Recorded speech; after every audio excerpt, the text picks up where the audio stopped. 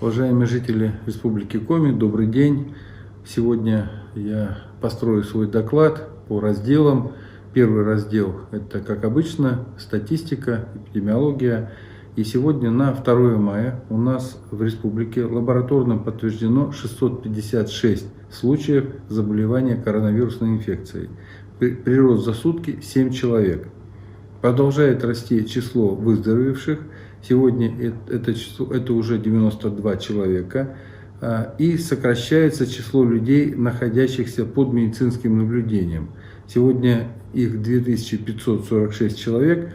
Вы помните, что еще 2 дня назад это было 3800 и более.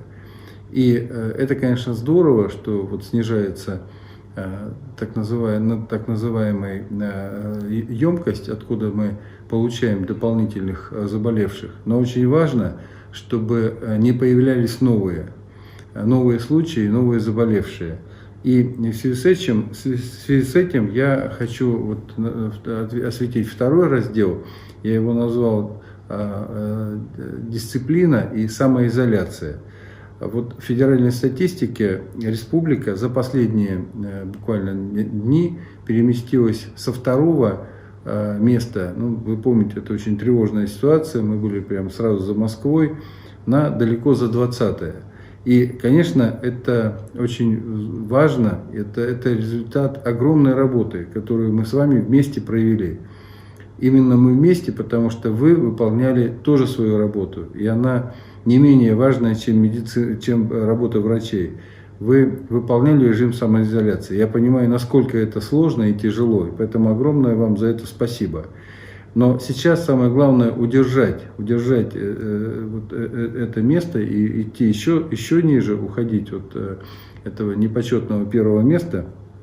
И я еще раз подчеркиваю, что в самоизоляции и вот в следующем, что я хотел сказать, в ношении обязательно, когда вы выходите на улицу, средств безопасности, а это маска, это перчатки, это средства дезинфекции, это обязательно нужно делать. Я понимаю, что я, наверное, уже надоел с этим, но поверьте мне, в этом тоже очень большой залог именно вот этого успеха, снижения уровня заболеваемости.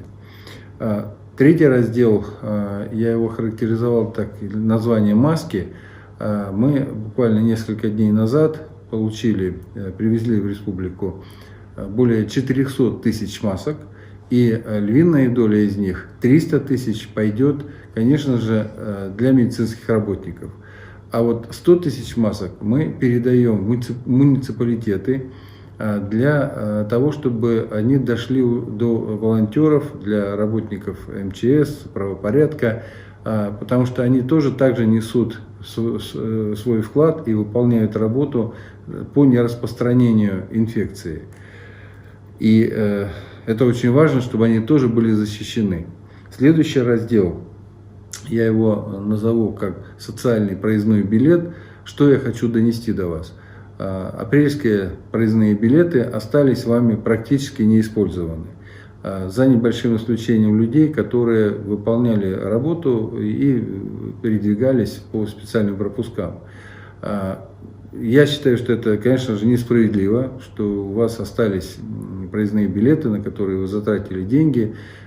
И сразу оговорюсь, это вопрос муниципалитетов, и для того, чтобы не было разных решений, мы на оперативном штабе это обсудили, и я принял, на мой взгляд, правильное решение о том, чтобы продлить действие пропусков апрельских до 31 мая 2020 года включительно. Поэтому действительно еще вчера, и я об этом знаю, в автобусах требовали оплату за проезд, они еще это требование не знали. Мы сегодня довели до всех муниципалитетов именно это требование, что проездной билет продлен, и с сегодняшнего дня с вас не имеют права требовать деньги, предъявляйте проездной билет и поезжайте туда, куда вы запланировали по необходимости. Следующий раздел – это лесной план. Я хочу вас проинформировать, что вчера подписал новый лесной план Республики Коми на ближайшие 10 лет. Документ согласован с Федеральным агентством лесного хозяйства. Над ним трудилось очень большое количество людей, за что им большое спасибо. В нем определены цели, задачи лесного планирования, мероприятий по охране, защите и воспроизводству леса. Очень важно, что в документе закреплено ежегодное увеличение объемов лесовосстановления. И к 2024 году мы должны выйти на 100% восстановление всех вырубленных и погибших участков леса. Следующий раздел – это брифинг, ответы и вопросы. Вы помните, что мы с вами договаривались, 3 мая я буду отвечать на ваши вопросы, их поступило более 500. И вот для того, чтобы все ответы были освещены, я в общем, достаточно долго готовился к тому, чтобы эти ответы были полные, чтобы они не повторялись, чтобы не было никаких отсылок документов, чтобы они были для вас совершенно ясные и понятные. И завтра разместим в группе ВКонтакте, а в понедельник, 4 мая, вы сможете уже посмотреть эти ответы на эту, по сути, беседу, запись ответы на вопросы на телеканале Юрган. На сегодня, уважаемые жители Республики Коми, у меня вся информация. Спасибо, будьте здоровы, берегите друг друга. До завтра. Всего вам доброго.